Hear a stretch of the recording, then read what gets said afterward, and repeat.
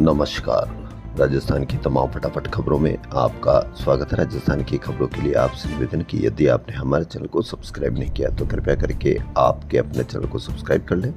आप सब्सक्राइब करते हैं तो हमें हिम्मत होती है सही और सच्ची खबरें आप तक पहुंचाने की, वरना मीडिया में किस तरह की आरती उतारी जाती है यह आप भली भांति जानते हैं। मीडिया में आपके बच्चों की रोजगार की समस्या, आपकी महंगी शिक्षा, महंगे होते पेट्रोल, गिरता रुपया, इस पर कितनी चर्चा की जाती है यह आप भली भांति जानते हैं। और बेरोजगारी से, बढ़ते डॉलर यानी मजबूत होते डॉलर से और महंगी शिक्षा से आपको कितना फर्क पड़ेगा, आप पर कितना असर पड़ेगा। ऊपर से देखने पर तो आप पर कोई असर नहीं पड़ेगा, लेकिन जब आप उसकी तह में जाएंगे, उसकी गहराई में जाएंगे तो पता लगेगा कि आम आदमी किस तरह से आर्थिक रूप से बहुत जबरदस्त तरीके से बर्बाद होने की कगार पर है, लेकिन मीडिया पर इसकी कोई चर्चा नहीं। तो क्या है आज की वो बड़ी खबरें। खोल नागौरियान के करीमनगर में अवैध पटाखा फैक्ट्री में हुए अग्निकांड में 8 लोगों की मौत के बाद प्रशासन और पुलिस महकमे की नींद टूटी। बुधवार को एसएचओ सहित 9 पुलिस कर्मियों को निलंबित कर दिया गया।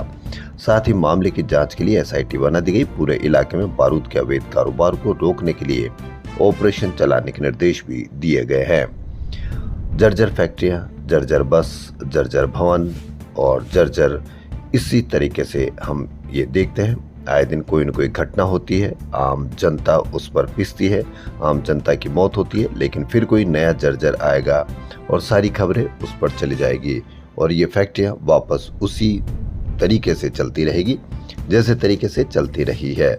इसके बजाय होना ये चाहिए कि हर फैक्ट्री का या हर ठेले का या कोई भी व्यापारी का आदमी हो, उसका इतनी आसानी से रजिस्ट्रेशन हो सके ताकि वह खुद आगे बढ़ के रजिस्ट्रेशन करा सके और आम जनता को राहत मिल सके इस तरह से हादसे होने से। मानसून आने के बाद बुधवार को पहली बार ऐसा हुआ जब इसकी रफ्तार दोनों छोरों पर रुक गई है। हालांकि अगले 2 से 3 दिनों में इसकी तेजी से आगे बढ़ने के लिए परिस्थितियां अनुकूल हो रही है। राजस्थान और गुजरात को छोड़कर 2 से 3 दिनों में मानसून पूरे देश को कवर कर लेगा। दुनिया का सबसे लोकप्रिय टूर्नामेंट फीफा वर्ल्ड कप आज से शुरू हो रहा है। फुटबॉल के इस महाकुंभ का फाइनल 19 जुलाई को न्यू जर्सी में खेला जाएगा। 39 दिन तक चलने वाले इस टूर्नामेंट में 104 मैच खेले जाएंगे। पहला मुकाबला मैक्सिको सिटी में मैक्सिको और दक्षिण अफ्रीका के बीच देर रात 12:30 बजे से खेला जाएगा। राजस्थान एएनटीएफ की टीम ने 5 राज्यों में ऑपरेशन जम्मूहार चलाकर मणिपुर से तस्करी कर लाई जा रही 90 किलोग्राम अवैध अफीम को हरियाणा पुलिस के साथ सिरसा में जब्त किया है। अंतर्राष्ट्रीय बाजार में इसकी कीमत करीब 4.5 करोड़ रुपए आंकी गई है। पुलिस ने अफीम के साथ 2 तस्करों को गिरफ्तार कर एक ट्रक जब्त किया है। ऑन डिमांड बाइक चोरी गिरोह का खुलासा, 5 आरोपी गिरफ्तार, 45 बाइक बरामद की गई। ईस्ट पुलिस जयपुर ने वाहन चोरी की बढ़ती वारदातों के बीच बड़ी कार्रवाई करते हुए ऑन डिमांड बाइक चोरी करने वाले 2 अलग अलग गिरोह का खुलासा किया है। जी हां, हिम्मत देखिए अपराधियों की कि ऑन डिमांड, जी हां, आप डिमांड कीजिए, ऑन डिमांड बाइक चोरी करके आपको पेश कर देंगे। जबरदस्त तरीके के बेखौफ होते अपराधी। वहीं मॉर्निंग वॉक से लौट रही महिला को कार ने टक्कर मारी। प्रतिदिन जयपुर जैसे छोटे से एरिया में रोज प्रतिदिन किसी न किसी हादसे में उनकी हत्या कर देते हैं या हत्या करने का प्रयास कर देते हैं। इन सभी पर हत्या के मुकदमे दर्ज किए जाने चाहिए, तभी रफ्तार पर लगाम लगेगी। जयपुर के शिप्रापत क्षेत्र में मॉर्निंग वॉक से लौट रही महिला को तेज रफ्तार कार ने टक्कर मार दी। इससे महिला के सिर में गंभीर चोट और कई से फ्रैक्चर हो गए। उसे पास के अस्पताल में भर्ती कराया गया, जहां वेंटिलेटर पर रखा गया है।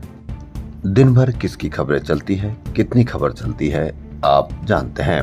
वहीं जयपुर के सबसे बड़े हॉस्पिटल एसएमएस हॉस्पिटल की इमरजेंसी में बुधवार को गंभीर हालत में पहुंची एक महिला को गेट पर ऑक्सीजन सिलेंडर नहीं मिलने से हंगामा हो गया।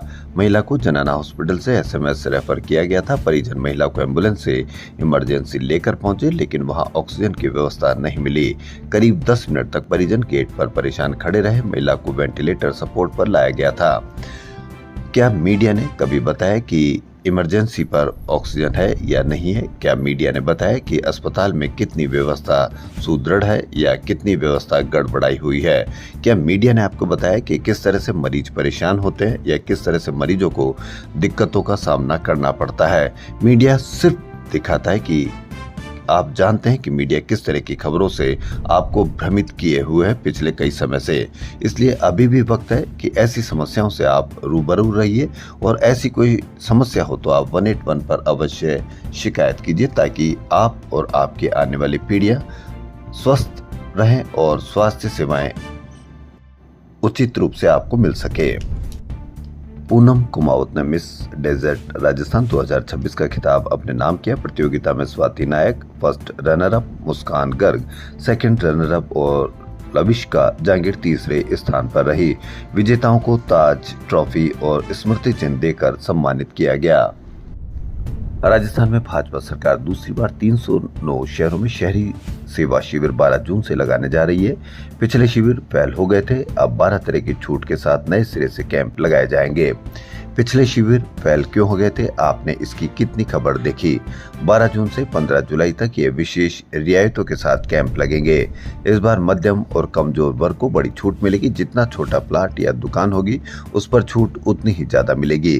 अब देखना यह है कि कितनी छूट मिलेगी और कितनी राहत मिलेगी।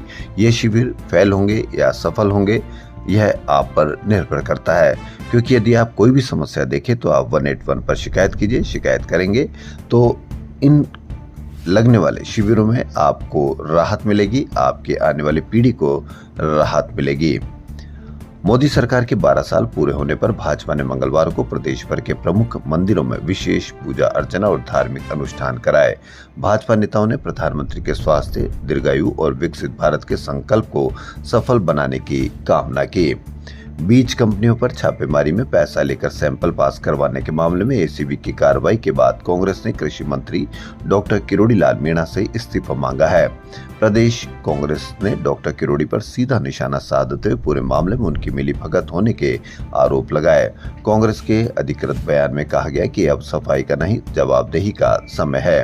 अगर जरा सी भी नैतिकता बची है तो डॉक्टर किरोड़ी लाल तत्काल इस्तीफा दे, नहीं तो मुख्यमंत्री भजनलाल शर्मा को उन्हें तुरंत बर्खास्त करना चाहिए।